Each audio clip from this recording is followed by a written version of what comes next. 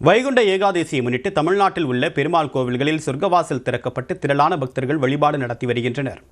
சென்னை அடுத்த ஆவடி பருத்திப்பட்டு அக்ரஹாரம் பகுதியில் உள்ள ஸ்ரீ வேங்கட வரத பெருமாள் கோவிலில் சொர்க்கவாசல் திறப்பு நிகழ்ச்சி விமர்சையாக நடைபெற்றது.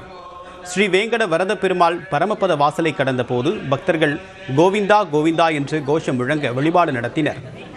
சென்னை திருவெற்றியூர் கல்யாண வரதராஜ பெருமாள் கோவிலில் சொர்க்கவாசல் திறக்கப்பட்ட நிலையில் வழிபாடு நடத்த அதிகாலை நேரத்திலேயே மக்கள் கூட்டம் அலைமோதியது. திருவண்ணாமலை மாவட்டம் ஆரணி கில்லா வரதராஜ பெருமாள், திருவாரூர் மாவட்டம் திருக்கண்ணமங்கையில் உள்ள பக்தவச்சல பெருமாள் கோவில்களிலும் சொர்க்கவாசல் திறக்கப்பட்டது. அரியும் சிவனும் ஒன்று என்ற தத்துவத்தை பக்தர்களுக்கு உணர்த்தக்கூடிய வகையில் திருவண்ணாமலை அண்ணாமலையார் கோவிலில் வைகுண்ட வாயில் திறப்பு நிகழ்ச்சி நடைபெற்றது. பல்லாயிரக்கணக்கான பக்தர்கள் வைகுண்ட வாயிலில் நுழைந்து சாமி தரிசனம் செய்தனர். புதுக்கோட்டை மாவட்டம் திருமயம் சத்தியமூர்த்தி பெருமாள் கோவில், மதுரை தல்லாக்குளம் பெருமாள் கோவிலில் சொர்க்கவாசல் திறக்கப்பட்டு திரளான பக்தர்கள் பரமபாதல் வாசல் வழியாக வந்து பெருமாளை வழிபட்டனர்.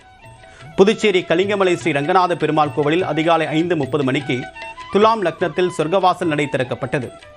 பாமா ருக்மணி சமேதராக ஸ்ரீ ரங்கநாத பெருமாள் சுவாமி பரமநாதனாக சிறப்பு அலங்காரத்தில் பக்தர்களுக்கு அருள்பாலித்தார்.